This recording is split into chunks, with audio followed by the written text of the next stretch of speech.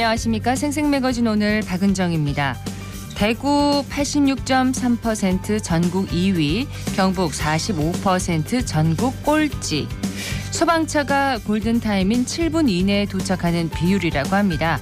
18개 시도 가운데 면적이 가장 넓은 경북의 경우에 봉화소방서 건립 등으로 골든타임 내에 화재 현장에 도착하는 비율이 크게 개선되긴 했지만 이 꼴찌를 면하지 못했는데요. 오는 4월 영양소방서와 2026년 울릉소방서가 문을 열고 경북도 전역에 긴급 차량 우선 신호 시스템이 설치되면 골든타임 도착률이 더욱 개선될 것이라고 합니다. 한편 겨울철 발생하는 화재의 원인은 부주의가 가장 많다고 하는데요. 화기 사용에 각별히 더 주의하시고요.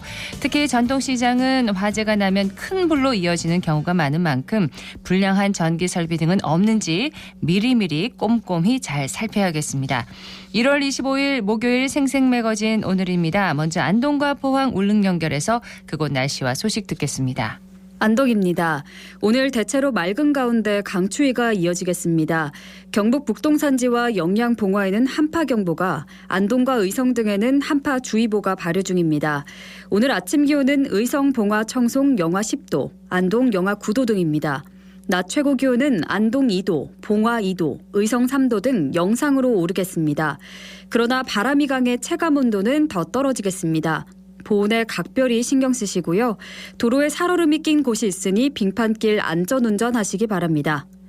경북 봉화군 국립백두대간 수목원에 겨울철새로 잘 알려진 황여새 무리가 나타났습니다. 23일 한국수목원 정원관리원에 따르면 국립백두대간 수목원 생태탐방로에 지난주 말부터 황여새 100여 마리가 날아들었는데요. 황여새는 시베리아와 몽골 등에서 한반도로 찾아오는 대표적인 겨울철새입니다. 세계자연보전연맹 적색 목록에 관심 대상종으로 분류되고 있을 정도로 그 수가 적은데요. 게다가 움직임이 워낙 빨라 나는 장면을 포착하기도 어렵다고 합니다. 우리나라에서 쉽게 만나기 어렵다 보니 황여새의 봉화 방문이 주목을 받고 있습니다. 현재 황여새를 찍기 위해 사진 동호인뿐만 아니라 많은 분들이 국립백두대간 수목원에 방문하고 있습니다. 겨울철새를 비롯해 다양한 조류를 관찰할 수 있는 겨울특별 생태탐방 교육 프로그램 백두의 겨울 이야기가 오는 2월 말까지 국립백두대간 수목원에서 운영이 되고 있으니까요. 국립백두대간 수목원 누리집에서 예약하셔서 겨울에 만나볼 수 있는 풍경과 또 다양한 동식물을 만끽하시기 바랍니다. 지금까지 안동이었습니다. 이어서 포항입니다. 오늘 오전까지는 강추위가 이어졌는데요. 낮부터는 점차 기온이 올라서 한낮에 4도 안팎이 예상됩니다. 다만 경북 동해안 지역에 조금 전 오전 10시부터 건조주의보가 발효됐습니다. 오늘도 맑은 날씨가 예상되는 데다 바람이 강하게 불면서 화재 위험성 크겠는데요. 불씨 관리 잘해주시기 바랍니다. 다음 주 초반까지는 별다른 비 소식은 없겠고요. 내일부터는 예년 이맘때 겨울 날씨가 이어지겠습니다. 울진군이 어자원 감소와 수입수산물 증가 등으로 어려움을 겪고 있는 수산업을 발전시키기 위해서 어업 대전환 프로젝트를 추진합니다. 수산물의 안정적인 공급망과 함께 수도, 경기, 내륙권 당일 배송 시스템을 구축하기로 했고요. 지역 일자리를 창출하고 브랜드를 활성화하기 위해서 신선수산물 유통 시스템 구축 컨설팅 시범 사업을 추진합니다. 지난해 6월부터 시행된 이 사업을 통해서 캔브로 박스와 은박 박스, 스티로폼 박스 등으로 패키지를 세분화했고요. 고속버스와 냉장 탑차 등으로 나눠서 실제 100여 건 이상의 주문을 당일 배송 처리했습니다. 이를 통해 문제점 등을 파악해서 이 사업을 본궤도로 올리기 위한 기본 계획도 수립했습니다. 울진군은 이번 시범 사업 결과를 토대로 지역 주민들과 상생할 수 있는 유통 시스템을 구축할 계획이고요.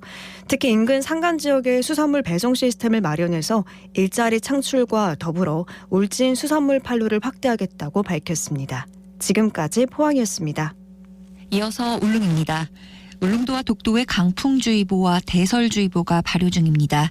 현재까지 약 42cm의 눈이 쌓여 있는데요. 이 눈은 오늘 오전까지 내리다 점차 그칠 전망입니다. 오늘 예상 적설량은 2에서 7cm입니다. 현재 기온은 어제보다 3.8도 높은 영하 1.2도, 습도는 69%입니다.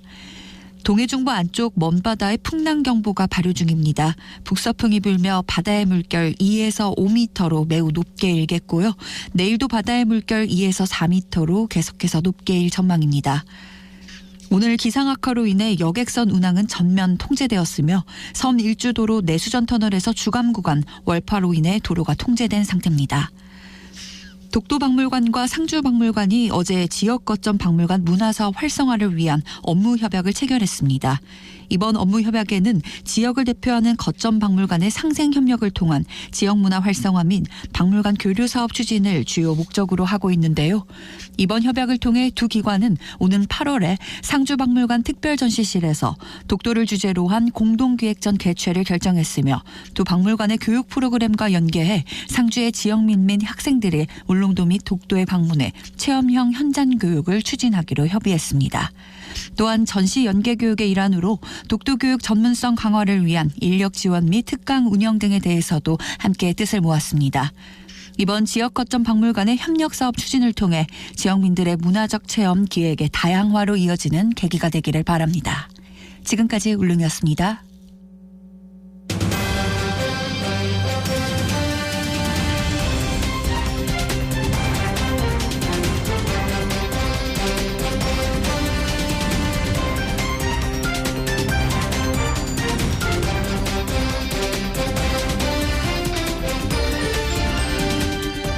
맨발 걷기에 대한 관심이 높아지면서 이 지자체마다 맨발 산책로 확충에 많이 나서고 있다고 합니다. 경북도에서는 누구나 쉽게 맨발 걷기를 할 수 있도록 맨발 로도, 로드가 아니라 로도입니다. 예, 길도자를 사용한 것 같은데 맨발 로도 프로젝트를 추진한다고 합니다. 박창배 경상북도 체육진흥과장을 연결해서 자세한 내용 들어보도록 하겠습니다. 박 과장님 안녕하세요. 네, 안녕하세요. 네. 경상북도 체육진흥과장 박창배입니다. 네, 반갑습니다.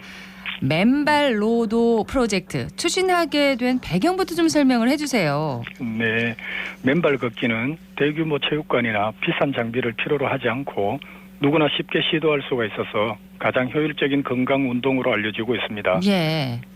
경상북도에서는 도민들께서 삶의 질을 높이고 건강하게 장수하시도록 맨발 걷기를 생활체육의 새로운 패러다임으로 제시하고자 프로젝트를 추진하게 되었습니다. 그렇군요. 그 맨발 걷기를 하면 우울증과 불면증이 사라진다 이런 얘기도 많이 들었고요. 그 외에도 효과들이 참 많다면서요? 네, 전문가들의 의견을 종합하면 맨발 걷기는 크게 세 가지 효능이 있다고 합니다. 예. 첫 번째는 발바닥이 자극이 되어서 뇌 감각이 활성화되어 치매 예방과 기억력 향상에 도움이 된다고 합니다. 두 번째로는 흙 속의 다양한 세균을 접하면서 면역력이 높아진다고 합니다. 네. 세 번째는 우리 몸에 불필요한 활성산소와 정전기를 제거해 줌으로써 스트레스 해소와 염증 완화, 불면증 개선 등의 효과로 인해 신체 컨디션이 아주 좋아진다고 합니다. 그렇군요. 예. 그 외에도 전문가들은 하루 30분 이상의 걷기 운동이 혈액순환을 활발하게 해서 심혈관 질환이나 체내 노폐물 배출에 긍정적인 영향을 주고 발가락이나 종아리, 허벅지 등의 발의 코어 근육을 강화하는 데도 도움이 된다고 하십니다. 그냥 걷기 운동도 좋은데 맨발로 걸으면 이런 더 좋은 그런 효과가 있다고 말씀을 해주셨습니다. 정전기 네. 제거에도 효과가 있는지 몰랐네요. 네. 근데 이 맨발 걷기가 또 체중 감소에도 도움이 된다면서요? 네, 최근 경북대학교 체육교육과에서 발표한 논문에 따르면은 연구팀이 학생들을 맨발 그룹과 운동화 그룹으로 나누어서 30분간 걷게 한 뒤에 네. 운동 효과를 측정했는데 맨발 그룹이 운동화 그룹보다 더 높은 다이어트 효과를 나타냈다는 연구 결과가 있었습니다. 체중 감소는 혈압과 당뇨와도 밀접한 관련이 있어서 대사질환 완화에도 좋은 효과를 기대할 수 있다고 봅니다. 네, 맨발 걷기가 이렇게 좋은 여러 가지 효과가 있는 건데 확산을 위해서 경북도에서 여러 가지 사업들을 추진하고 계시다고요? 네, 경상북도에서는 최근 맨발 로도 프로젝트를 발표하였는데요. 맨발 로도 프로젝트는 맨발 걷기길 인프라 확대와 범도민 맨발 걷기 운동 확산이라는 투 트랙으로 진행될 예정입니다. 네. 우선 맨발 걷기길 인프라 확대를 위하여 맨발 걷기길 조성 시범 사업을 추진합니다. 신규 조성지인 김천시, 안동시, 영주시에는 한 곳당 4억 원으로 조성하고 예. 개보수가 필요한 구미시와 청송군에는 한 곳당 1억 2천만 원의 예산으로 개보수를 하고자 합니다. 이런 시범 사업을 시작으로 해서 22개 전 시군의 지역별 특색에 맞도록 대표 맨발 걷기기를 조성할 예정입니다. 네. 그리고 교육청과 협력해서 학교 운동장 개방을 확대하고 강변과 공원에도 맨발 걷기 편의시설을 조성해서 도민들께서 일상 속에서 맨발 걷기를 실천할 수 있도록 잘 유도할 예정입니다. 맨발로 걸을 수 있는 어떤 길, 인프라를 만드는 것도 중요하지만 실질적으로 도민들이 맨발을 걸을 수 있도록 어떤 이끌 수 있는 방안도 필요할 것 같은데요. 네, 먼저 금년에 상반기 내에 경북체육회와 시군체육회의 맨발 걷기 협회를 구성해서 경북 도민과 함께하는 맨발 걷기 대회, 맨발 걷기 챌린지 등 다양한 시책을 체계적으로 펼칠 계획입니다. 여기서는 무조건 이제 맨발로 걸어야 되는군요. 네. 예. 경북도에 맨발로 걷기 좋은 명소들이 많이 있습니까? 예, 많이 있죠. 경북 지역에는 맨발 걷기 명소가 가득합니다. 네. 바다 앞 산책로부터 문화유산을 둘러싼 둘레길까지 각 지자체마다 지역 문화유산이나 유명한 관광지를 연계한 맨발 걷기 명소 마련에 속도를 올리고 있습니다. 저희가 들으면은 할 만한 곳을 좀 소개를 해주세요. 네, 먼저 경주 황성공원에 천년 맨발 길이 있는데 경주 시민뿐만 아니라 관광객들에게도 인기가 많습니다. 네. 황성공원은 경주 시립도서관과 경주 시민운동장 사이에 위치해 있는데 광활한 터에 울창한 소나무 사이에서 사계절 푸르는 숲을 즐길 수 있습니다.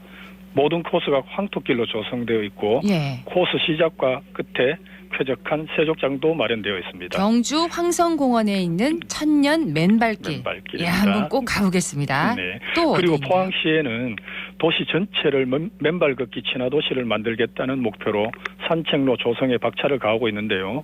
지난 2020년부터 최근까지 맨발 명소를 모은 맨발로 30선을 선정하는 등 맨발 걷기 대표 도시로 거듭나고 있습니다. 예. 대부분 명소가 도시 숲이나 수변 공간으로 접근성도 아주 좋습니다. 그중 송도 솔밭은 가장 잘 알려진 맨발 걷기 명소인데요. 우거진 해송 사이에 마사토 산책로가 조성되어 있고 산책로 곳곳에 지압길과 쉬어갈 수 있는 정자 등이 잘 마련되어 있습니다. 예. 그리고 포항에 매년 수많은 관광객이 몰리는 영일대 해수욕장도 맨발로에 포함되어 있습니다. 항구 도시인 만큼 바다를 따라 맨발 걷기가 가능하다는 장점을 적극 활용하여서 여객선 터미널 부근에서 시작해서 영일대 전망대까지 가는 2km의 해변 코스는 바닷길을 따라 걸으며 맨발 산책을 할 수 있습니다. 네.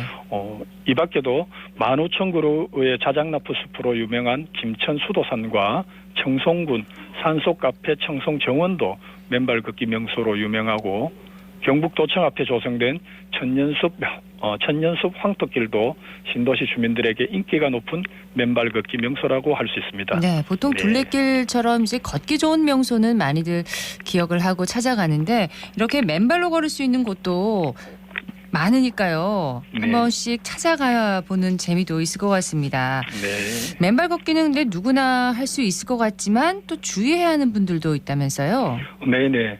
모든 운동이 그렇지만 맨발 걷기에도 주의해야 하는 경우가 있습니다.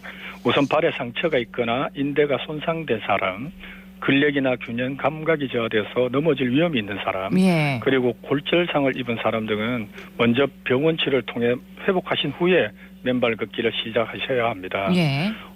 그리고 맨발 걷기 시작 후에 오히려 통증이나 어지러움을 느끼는 경우도 있는데 이러한 분들은 좀 더 부드러운 바닥을 이용해야 하면서 걷는 시간을 5분에서 10분 정도 줄이셔야 합니다. 너무 길지 않게 걷는 게 네, 중요하군요. 그리고 또 발에 습진이나 무좀이 있는 분, 그리고 증상이 악화될 수 있는 분, 당뇨병 환자의 경우에도 발의 감각이 무뎌진 경우가 많아서 상처가 나더라도 미처 발견하지 못할 가능성이 높거든요. 네. 그래서 적극 추천하기는 어렵다고 봅니다. 자신의 몸의 건강과 또 발의 건강을 먼저 확인한 후에 맨발 네. 걷기에 도전하는 게 중요할 것 같습니다. 네. 맨발 걷기를 마친 후에 또 발을 관리하는 것도 또 중요할 것 같습니다. 네, 중요합니다. 네. 발을 씻으면서 티눈이나 굳은 살, 염증에 상처가 있는지, 벌레 물린 데는 없는지 발 전체를 잘 살펴보셔야 합니다. 혹여나 문제가 생겼을 경우에는 빠르게 의료기관을 찾아서 조기에 치료받는 것이 아주 중요합니다. 네. 그리고 무엇보다도 맨발로 발을 딛는 과정에서 돌이나 유리 등을 밟으면 다칠 수도 있고 그렇죠. 사상풍의 위험도 아주 높으니 항상 주의를 기울이시기를 당부드립니다. 그렇습니다. 부상의 위험을 낮추기 위해서 지자체에서 산책로를 이렇게 잘 관리하는 게 참 필요할 것 같습니다. 네네. 다양한 효능이 있는 맨발 걷기도 위험물에 의한 부상의 위험이 있는 만큼 쾌적하고 안전한 맨발 걷기를 할 수 있는 환경을 우선적으로 조성하고 확충하는 것은 그리고 부수시설 또한 함께 잘 설치되도록 저희들이 하겠습니다. 네, 이렇게 맨발로 걷는 산책로 주변에 발을 씻는 그런 시설을 둔 곳도 많더라고요. 네네. 예, 이런 시설도 필요할 것 같습니다. 근데 네. 요즘같이 추울 때는 맨발 걷기를 잠시 쉬어야 되겠죠?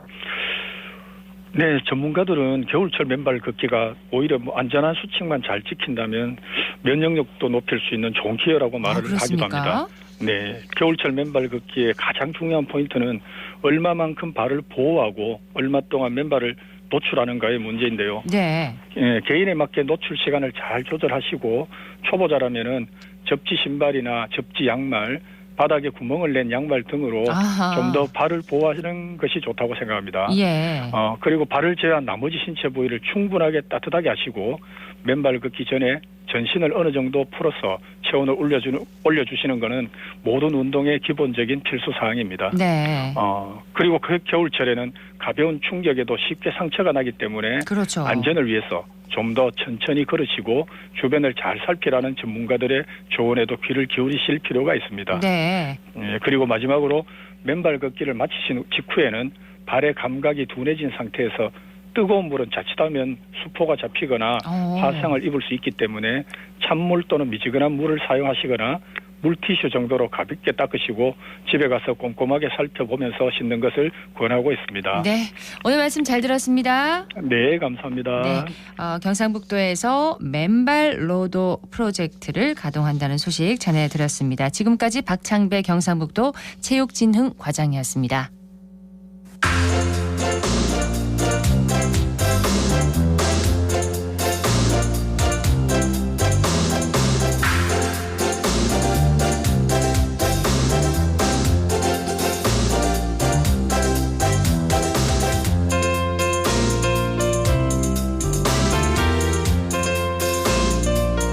우리 민족 최대 명절 설이 약 보름 앞으로 성큼 다가왔네요. 설을 앞두고 달걀과 사과 등 성수품 가격이 어김없이 오르고 있습니다. 그래서 시민의 부담은 더 커지고 있는데요. 대구시가 명절을 앞두고 물가 관리에 나섰다고 합니다. 배하현 리포터가 관련한 소식 준비했죠? 네, 전문 가격 조사 기관인 한국물가정보가 설을 앞두고 전통시장과 대형마트 차례상 비용을 조사했는데요. 4인 가족 기준 차례상 비용으로는 전통시장에서는 28만 1,500원으로 역대 최고치를 경신했습니다. 예. 네, 대형마트에서 구매하는 비용은 38만 580원으로 전통시장보다 35.2% 비쌌는데요. 그러네요. 네, 전통시장과 대형마트 구매 비용은 지난해 설 때보다 각각 8.9%와 5.8%로 늘어난 것으로 집계됐습니다. 물가가 오른 만큼 장보기가 무섭다고 얘기하는 분들 많은데요. 맞습니다. 시민분들도 만나봤습니다. 자, 이용하세요. 3개, 올라가세요. 3개 만 원입니다. 안녕하세요. 오늘 마지막 물량이 반가운 거예요. 밥이 따끈하고 맛있게 드셔보세요. 일반이랑 멍게 있어요. 멍게 지금 하나밖에 안 남았어요. 황금동에 살고 있는 시민입니다. 그래요, 체감적으로 많이 느낍니다. 작년만 해도 술 마시면 보통 한 인당 한 2만 원이면 되는데 지금은 한 조금 많이 먹으면 한 5만 원 정도 들어요. 걱정이 많죠. 특히 나이 든 사람들은 더 많죠. 바라는 건 어쨌든 나라가 평안하고 그랬으면 좋겠죠. 너무 올라가지고 안 그래도 살기가 너무 힘들어요. 그 돈 옛날에는 10,000원 가져가서 장을 봐도 그래도 하게 사서 먹는데 요새는 5만 원 가져가도 살 게 없더라고요. 너무 비싸요. 물가를 좀 잡아줬으면 좋겠고, 그리고 우리 서민이 먹을 수 있는 게 요새 사과인데 사과가 너무 비싸가지고 진짜로 못 사 먹겠더라고요, 요새는. 네, 안녕하십니까. 가추 앞에서 사회에 뛰어든 20대 남자입니다. 자취를 하다 보니까 느끼는 게 생필품이나 다양한 식재료 등에서 특히 많이 느끼고요. 특히 제가 출퇴근을 할 때 대중교통을 많이 이용하는데 최근에 교통비도 좀 올라가지고 많이 좀 거기에 모이면 많이 부담이 될 것 같아서 걱정이 좀 앞섭니다. 제가 뭐 바란다고 뭐 되지는 모르겠지만 좀 서민들을 위한 다양한 이제 정책들이 마련되어서 좀 서민들이 추운 겨울 좀 따뜻하게 보낼 수 있으면 좋겠습니다. 물가가 좀 안정됐으면 좋겠다 이런 의견들이 많으신데 실효성 있는 대책들이 마련되면 좋겠어요. 네, 다들 같은 마음일 것 같은데요. 대구시는 설 명절 대비 물가 안정 대책과 성수품 수급 현황 점검을 위해 유통업체 그리고 관계기관들과 함께 대책 회의를 진행했고요. 또 올해 새롭게 출범한 대구 농수산물 유통관리공사가 농수산물 도매시장의 농축수산물 공급 물량을 점검하고 도매시장의 수급 가격 안정에도 나설 예정인데요. 네. 여기에 소비자들이 합리적인 소비를 할 수 있도록 대구시 홈페이지에 물가 동향을 공개하고 물가 안정에 적극 참여하는 착한 가격 업소 지원도 강화한다는 방침입니다. 대구시 경제국장의 이야기 직접 들어보시죠. 저는 대구광역시 경제국장 안중곤입니다. 대구 지역 소비자 물가는 작년 12월 기준으로 4개월 만에 다시 2%대로 낮아지면서 안정화되고 있습니다. 그렇지만 시민들이 체감하는 생활 물가 지수 그리고 신선식품 지수가 각각 3.2%, 12.5% 상승해서 물가 상승 기조에 대한 우려가 있는 상황입니다. 현재 배추나 무 가격은 안정세를 보이고 있는데 작년 이상기후 영향에 따라서 사과나 배 이런 품목들은 가격이 상당히 높게 형성이 되어 있습니다. 저희 대구시에서는 지난주에 설 성수품 가격 안정 대책 회의를 열어서 성수품 공급 물량을 점검하고 특히 상승 품목에 대해서는 산지 집화 활동과 출하를 독려했습니다. 그리고 안정적인 물가 관리를 위해서 설명절 물가대책 종합상황실 그리고 수급 안정 대책반을 운영하고 있습니다. 특별히 설 성수품 중점 관리 대상으로 지정된 33개 품목에 대해서는 물가조사 모니터 요원들이 전통시장과 대형마트 현장에서 품목별로 점검을 실시하면서 물가 안정에 힘쓰고 있습니다. 저희 대구시에서는 현재 340개 정도의 착한 가격 업소를 지정을 해서 운영을 하고 있는데 올해는 이 착한 가격 업소에 대한 지원을 확대해서 제도가 좀 더 활성화될 수 있도록 지원을 할 계획입니다. 대구시에서는 앞으로도 물가 안정에 적극적으로 대응해서 시민들의 경제적 부담을 덜어드릴 수 있도록 노력하겠습니다. 착한 가격 업소가 있잖아요. 다른 곳은 네. 가격이 다 올라도 여기는 예전 그 가격을 유지하는 그런 업소를 말하는 거죠? 네, 맞습니다. 지역에서 착한 가격 업소를 운영하는 분들도 만나고 왔는데요. 불황으로 힘들지만 나까지 가격을 올릴 수 없다며 가격 인상은 생각하지 않는다고 많이들 말씀하시더라고요. 고마운 분들이세요. 네, 맞습니다. 그래서 운영자들도 직접 만나보시죠.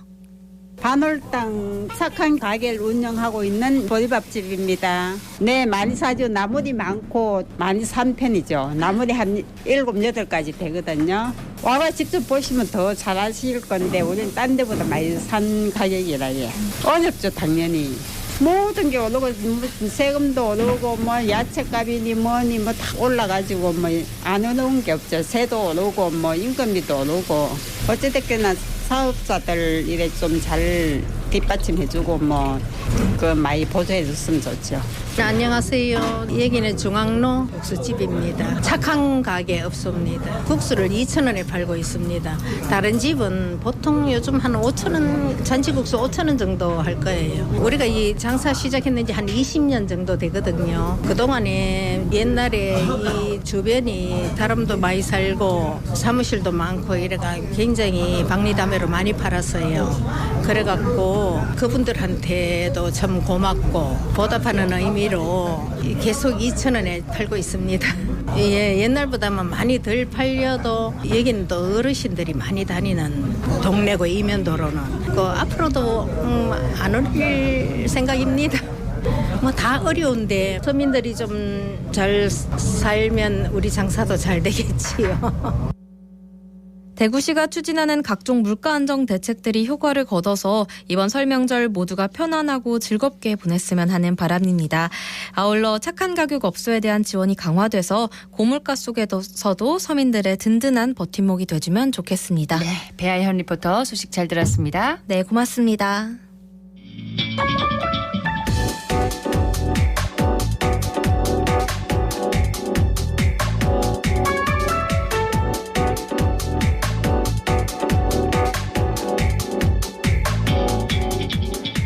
묻고 듣고 생각과 마음을 나누는 방송. 지금 여러분께서는 대구 경북을 보고 듣는 생생 매거진 오늘을 함께하고 계십니다.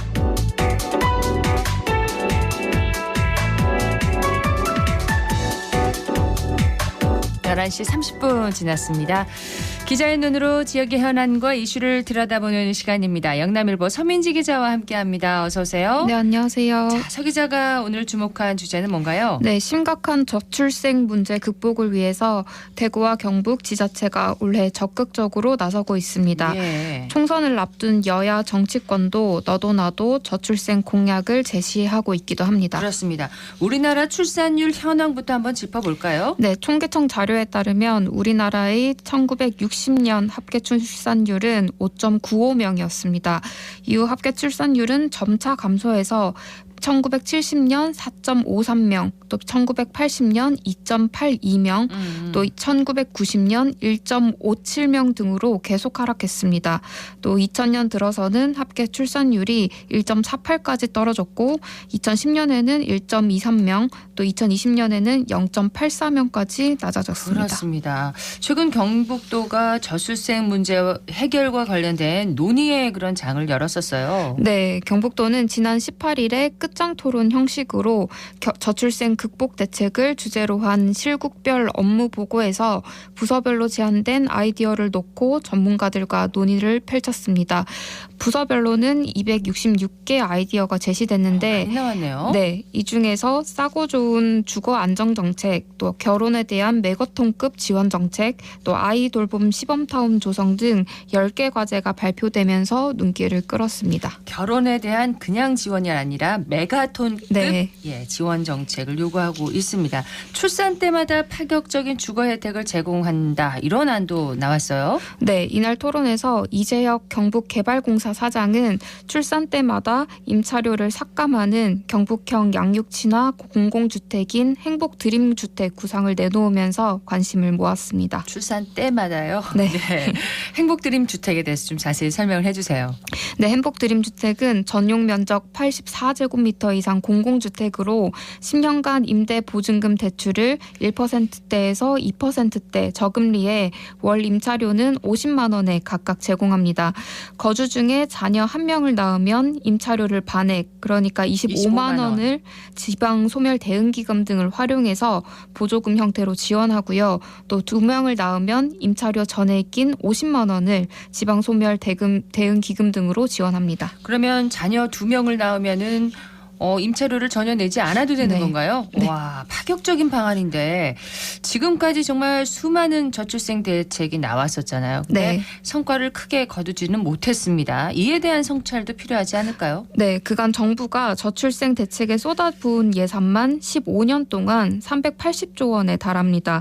막대한 예산을 투입했지만 만족할 만한 출산율 회복은 이뤄지지 않았는데요. 네. 지금 추세라면 2100년이 되면 인구가 2106만 명까지 감소할 것이라는 UN 세계 인구 전망이 나온 것은 벌써 2019년인데 아직 나아질 기미는 보이지 않고 출산율은 0.7까지 곤두박질 치고 있는 실정입니다. 그렇습니다.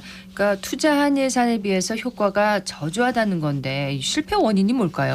네, 토론에서 이런 실패 원인을 분석했는데요. 실행력 없는 위원회 조직과 중앙부처 중심의 정책 설계, 또 지방정부의 권한과 예산 부재가 꼽혔습니다. 네. 이에 따라 그 지방정부 중심의 저출생 대책이 수립되고 실행될 수 있도록 추가 재원 마련과 예산의 포괄적 이양이 필요하다는 주장이 제기됐습니다.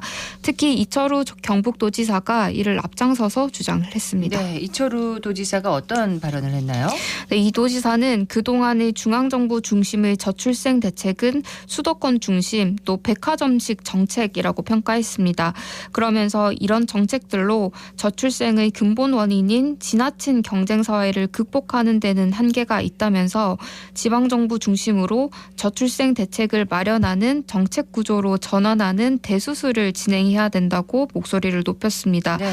이 지사는 지난 9일의 간부 회의에서도 초저출산 문제 해결의 필요성을 강조하면서 초저출산과의 전쟁을 선포하기도 했었습니다. 그동안 중앙정부의 저출생 예산 내역을 한번 살펴봐야 될 것 같은데요. 네, 하나하나 뜯어보면 우선 제1차 저출생 기본계획에서는 가족 여가 진흥이라는 이름으로 그 템플스테이 운영과 종교문화 행사 지원 예산이 저출생 예산으로 잡혔다고 합니다. 아, 네. 네, 이렇게 저출생 문제 해결과 직접적으로 관련성도 없고 또 효과성도 낮을 거라고 예상되는 사업들이 상당수 포함된 거죠.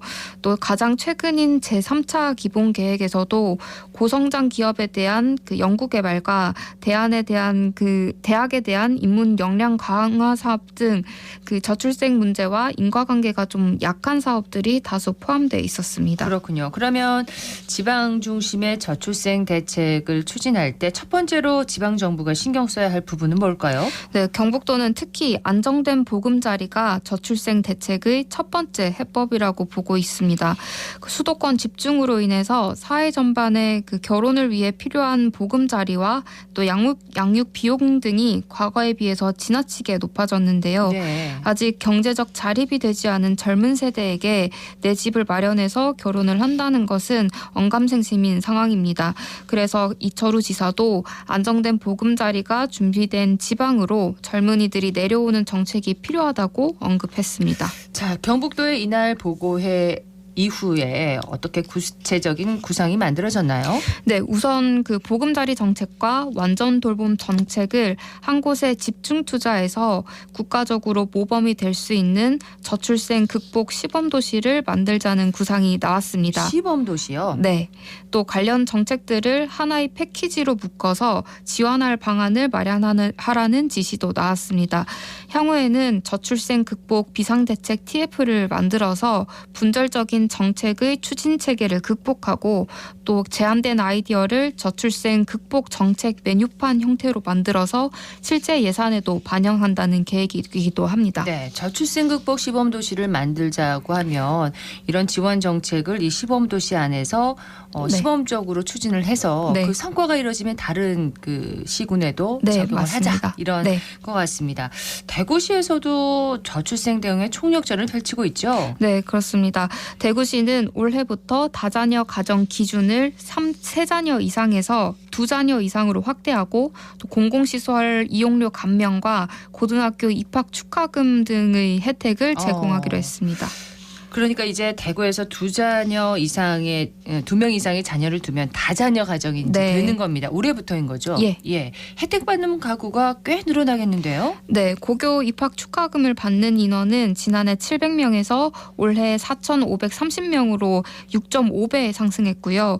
또 대구시 소관 체육시설과 공영 주차장 등 120개 시설에 대한 이용료 감면을 받는 대상자도 늘어나서 내년 감면액은 30억 6천만 원입니다. 네. 올해 감면액이 올이죠. 네, 30억 6천만 원이고요.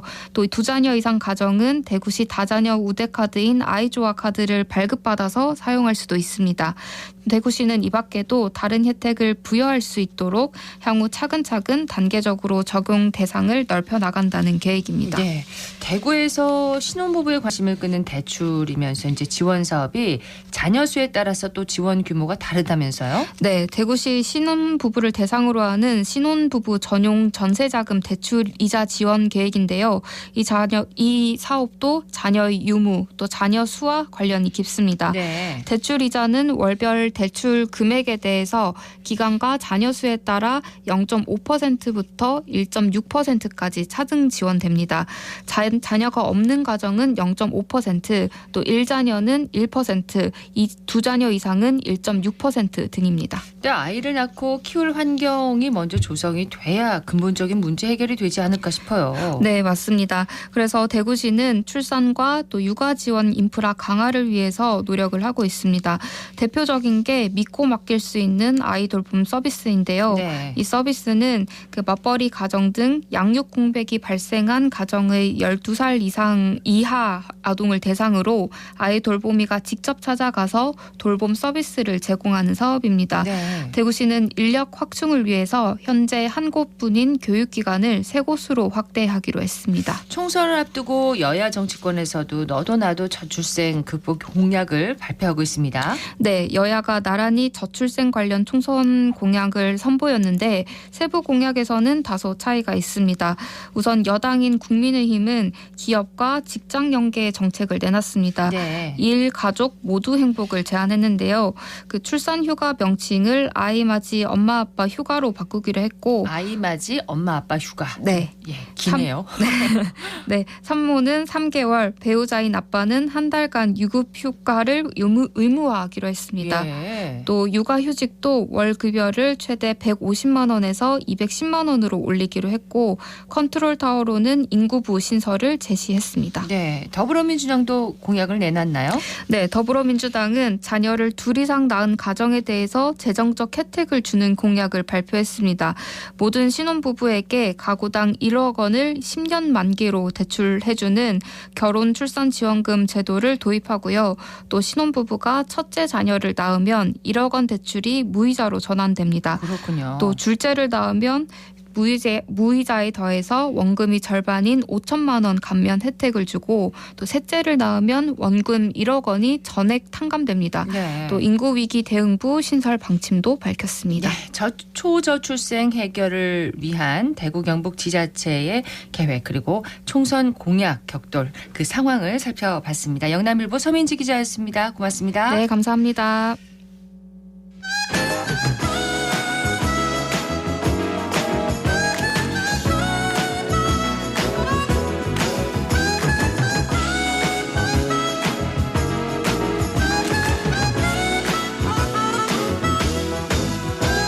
대구의 역사와 전통, 문화와 예술 등 대구의 흥미로운 이야기들을 모아 전해드리는 시간입니다.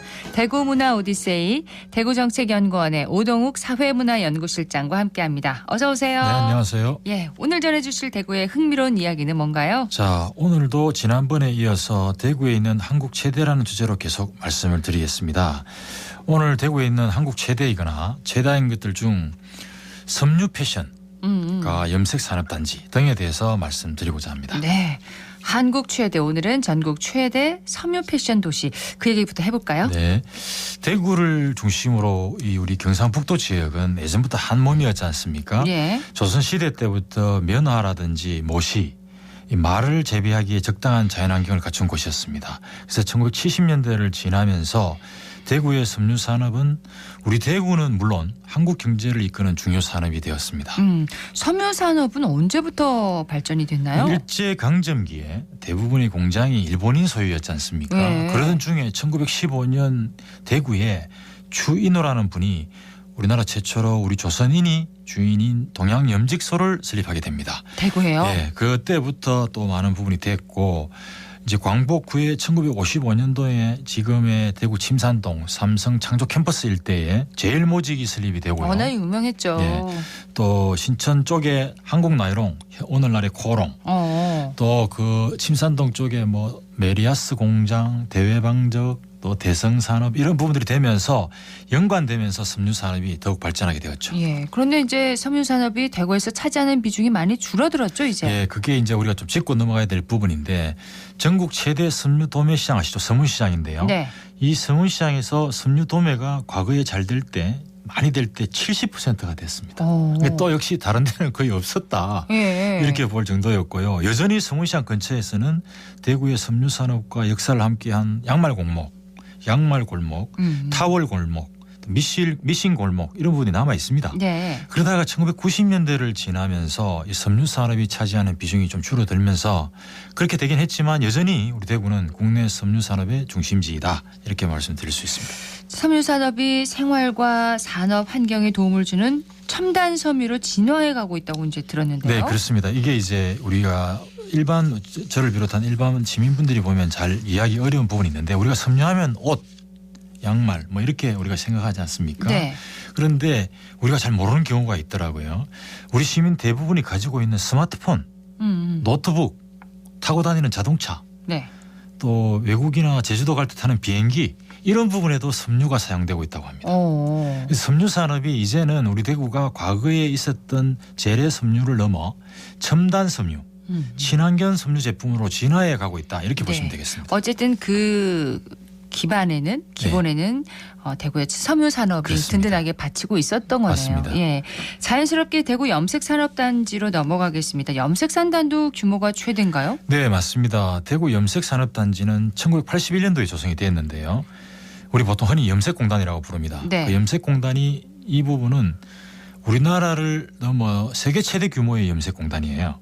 지금 약 120개 업주가 입주하고 있습니다. 세계 최대인가요? 네, 그렇습니다. 좀 더 자세히 설명을 해주세요. 네, 세계 최대 규모의 염색공단은 염색 이제 산업단지인데 그 안에 열병합 발전소가 있어요.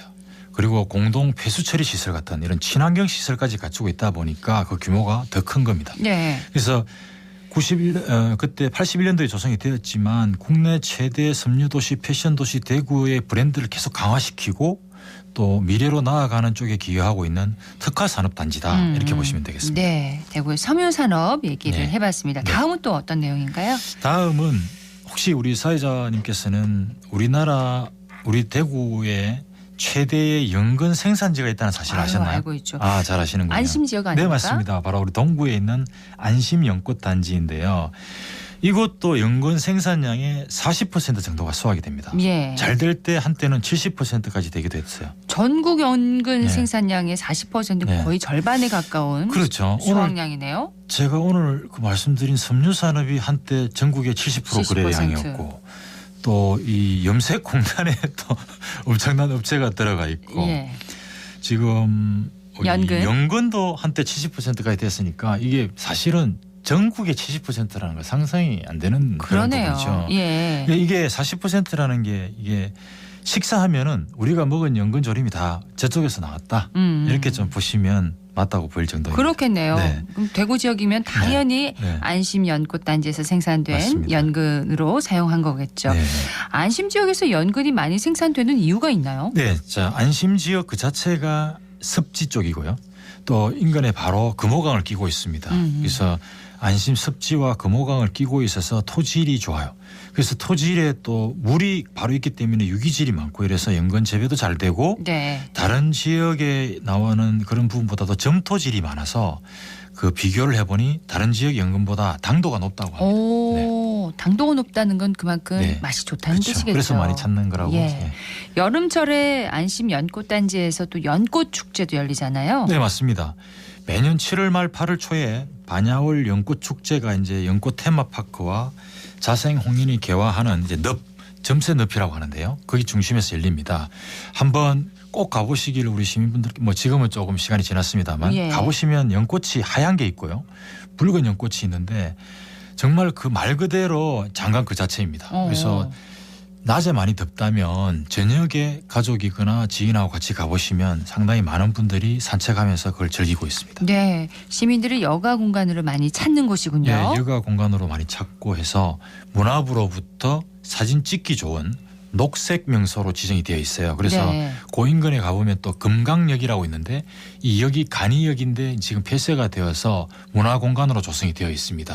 그래서 거기에서 이제 약간의 휴식도 취하시면서 사진도 찍고 산책도 하면서 이렇게 하는 공간이라서 많은 방문객들이 오고 특히 시민들이 찾는 도심 속의 어떤 힐링 공간이다. 네. 이렇게 보시면 되겠습니다. 연꽃 자체가 참 네. 힐링을 주는 맞습니다. 그런 생물인데 네. 반야월 연밭길 네. 얘기를 해봤고요. 네. 자, 이어서 전해주실 얘기는 또 뭔가요? 네. 요 얘기는 좀 어떻게 보면 우리 시민분들도 약간 생소할 수 있습니다. 자, 우리가 자주 이용하는 KTX를 타기 위해서 물론 지금 서대구역도 이제 생겼습니다만 네. 아직까지는 동대구역이 많이 되지 않습니까? 동대구역 얘기를 좀 해보겠습니다. 동대구역이 뭐 최다와 연관이 제가 있나요? 그러면 먼저 한번 여쭤볼게요. 예. 우리나라에서 철도역이 많이 있지 않습니까? 그중에서 열차가 가장 많이 정차하는 역이 어디겠습니까? 동대구역입니까? 질문하시는 역시 이유가 답을 바로 나오시네. 보통 서울역이라고 하지 않습니까? 서울역에 당연히 많은 사람들이 하겠지만 서울역이 아니고 철도역 중에서 가장 많은 열차가 정차하는 역은 동대구역입니다. 서울역보다 더 많은가요? 네.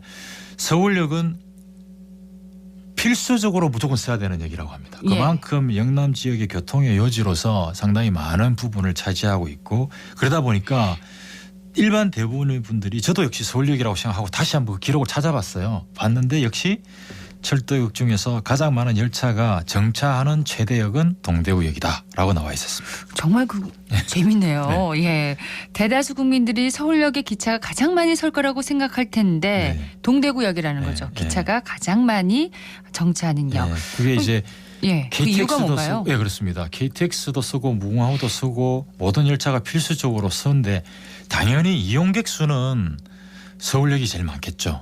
서울역이 제일 많고 그 서울역으로 가는 그 부분이 많은데 무조건 다 서게 하는 부분은 이 동대구역이 많다라는 겁니다. 그래서 동대구역 자체가 이 서울역의 어떤 그 기능 못지않게 중심역 기능을 한다라는 것을 강조하고 홍보하기 위해서 제가 오늘 소개를 듣게 드린 거고요. 과거에는 대구역 쪽에 더 확장을 해서 동대구역을 만들려고 했었어요. 우리 지금은 동대구역이지만 예전에는 대구역을 확장을 해서 하고 있는데 도심하고 너무 연결되어서 동대구역이 되었거든요. 그렇게 된 그런 기능이라고 보시면 되겠습니다. 그러면 이용객 수가 가장 많은 곳은 서울역이라고 하셨잖아요. 그러면 그 다음에 이용객 수가 많은 곳은 동대구역이겠네요. 당연히. 이것도 기록에 있습니다. 그렇습니까? 그래서 공식 기록이고요. 상당히 동대구역이 그냥 일반적인 그런 게 아니라 상당히 중심 기능을 하는 역이다. 이렇게 말씀드리고 싶습니다. 우리나라의 중심역 기능을 수행하고 있는 동대구역.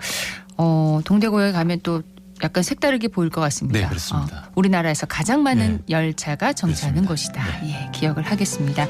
오늘은 대구에 있는 우리나라 최대라는 주제로 대구의 섬유산업과 안심 연꽃단지 그리고 동대구역에 대해서 흥미로운 이야기 나눠봤습니다. 지금까지 대구정책연구원의 오동욱 박사였습니다. 고맙습니다. 네, 고맙습니다.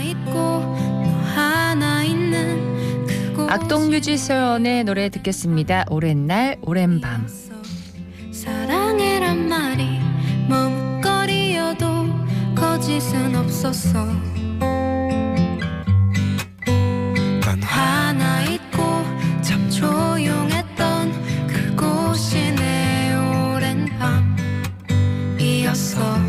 어둠 속에서도 잠 이루지 못해 흐느껴오는 너의 목소리. 그대 곁이면 그저 곁에서만 있어도 행복했단 걸 그 사실까지 나쁘게 추억 말아요. 오랜 날 오랜 밤 동안 정말 사랑했어요. 어쩔 수 없었다는 것 말고 안 될 거라 생각하겠지만 믿게 날 기억하지는 말아줄래요. 아직도 잘 모르겠어 당신의 흔적이 지울 수 없이 소중해.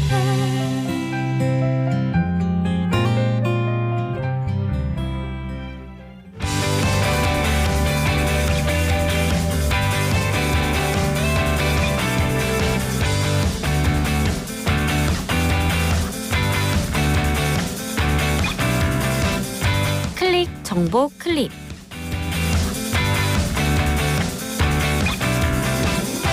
대구 서구문화회관이 다음 달 3일까지 현대미술작가 3인의 초대전 심상의 풍경 기획전을 엽니다. 서양화가 김혜전, 동양화가 김승현, 설치미술가 최수남의 개성있는 작품을 만나볼 수 있는데요. 일상 속 어려움을 극복하는 내면의 강한 모습과 도시에 살아가는 현대인의 삶등을 표현한 작품을 감상할 수 있습니다.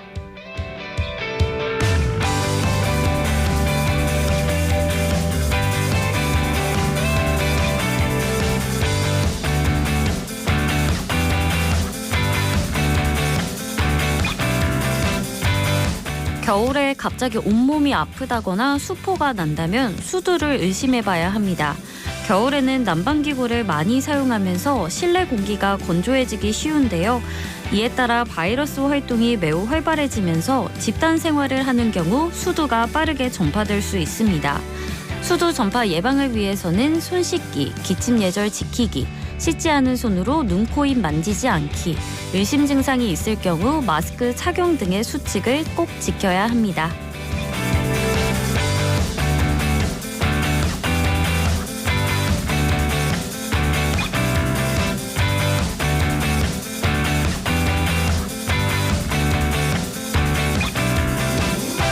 울진군은 왕피천공원 아름관에 3월 11일까지 빙상장을 운영합니다. 운영시간은 평일 오전 10시부터 오후 5시 30분까지, 주말은 저녁 7시 30분까지입니다. 빙상장은 총 600명까지 입장 가능한 규모로 대여소와 휴게실 등을 갖추고 있는데요. 스케이트를 처음 타는 초보자들은 보조 장비도 이용할 수 있습니다. 자세한 내용은 왕피천공원 사업소로 문의하면 됩니다.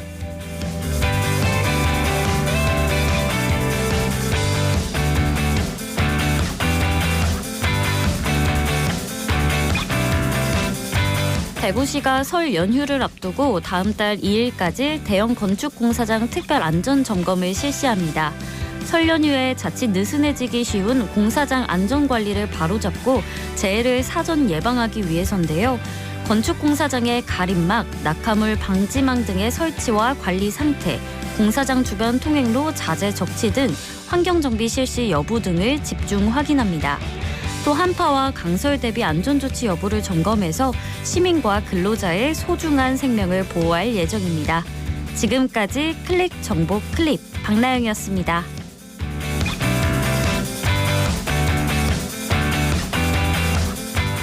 달빛 고속철도 특별법이 어제 국회 법제사법위원회를 통과해 오늘 본회의에서 처리될 전망입니다.